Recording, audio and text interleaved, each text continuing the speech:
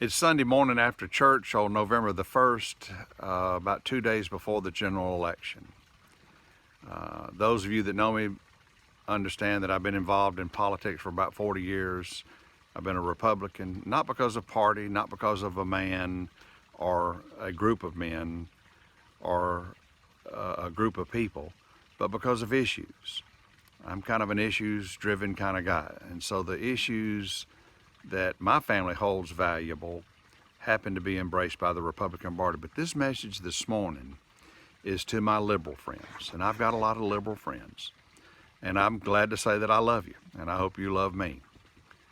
Those of you that consider yourself Democrats, those of you that consider yourself progressives, you know, it's impossible to wake up every morning and be angry. It will flame out. Anger will flame out. It's impossible to wake up every morning and to crank up a fictional story and inhale and exhale and be a flamethrower all day over something that's fictional.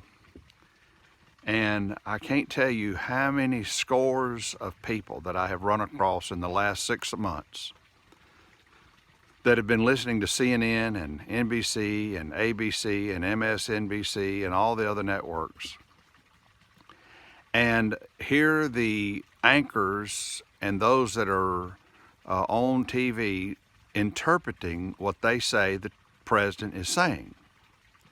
But then they turn over to another channel and see the president saying something directly opposite. And all of a sudden they hit the brakes, they hit the reset button, and they say, now wait a minute, now they're saying this over here on these networks, but I just heard it out of the president's mouth, something different, totally different. I'm going to ask you today, today's Sunday, it's a nice, beautiful day. Find Right Side Broadcasting. You can find them on YouTube, you can find them on the internet, you can find them on Facebook. Right Side Broadcasting. They're a charity-driven, a donation-driven network that does unvarnished, they don't edit anything. It's as it is. They will interview people in line that have come to these rallies for Trump, which there'll be 5 of them today around the country. There'll probably be 5 tomorrow on Monday around the country in these battleground states. And I want you to listen to them interview these people.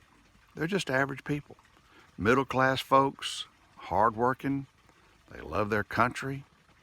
They love the American flag. They get emotional when they hear the national anthem played.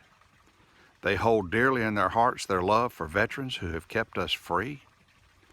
They are very respectful of the police force out there that protect our neighborhoods while we try to sleep at night. They're very much appreciative of good school teachers and those that have a mission in life to teach our children, but they also love freedom. They love the freedom of speech. They love the freedom of the press. They love the right and the sanctity of human life. They love the Bill of Rights. They embrace a Bill of Rights to protect an overreaching government from encroaching on the rights of individual citizens. They love each other. They love their country. They're not waking up every morning in hate. They're in that line, and sometimes overnight in the rain, sometimes in inclement weather, freezing weather up north, to hear Donald Trump. And I'd like to ask you to go to Right Side Broadcasting and to hear from his mouth what he's saying. And you say, well, I can't believe what he's saying. Well, listen to him all day. It's the same speech. There's no inconsistencies. You can Google them up, where Google will give you the authentic translation. But, you know, like I said, I've been involved in this for 40 years. And I've never seen a man that stepped into a position. I didn't really like his personality to begin with. I kind of knew that personality. But I'm issues driven. And my family's number one issue is protecting the sanctity of human life.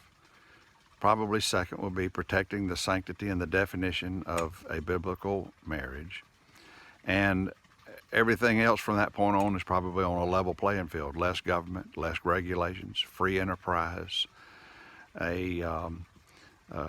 reducing regulations where companies can grow and prosper and reach their maximum potential? Do you realize why America was so fond of immigrants coming from abroad to our great country? Because of the freedoms that we have and being able to reach their maximum potential in life in this country we call the United States of America. So I'm going to ask you to go to Right Side Broadcasting, hear for yourself firsthand the President of the United States speak, and try not to listen to somebody that's interpreting what he's saying. Just listen to what he's saying. And I invite you to, kind of let down your boxing gloves and put on your white gloves. And for those Republicans, I'm asking you to go vote straight Republican. Don't mix up the ticket. In Alabama, we need to be voting for President Trump. We need to be voting for Tommy Tuberville. We need to vote for all of the appellate courts. We've got we got a couple of positions, I think, on the Public Service Commission, maybe one for sure. But let's vote straight Republican. We got congressional districts up for grabs, and particularly in the 2nd Congressional District, I'll be voting for Barry Moore.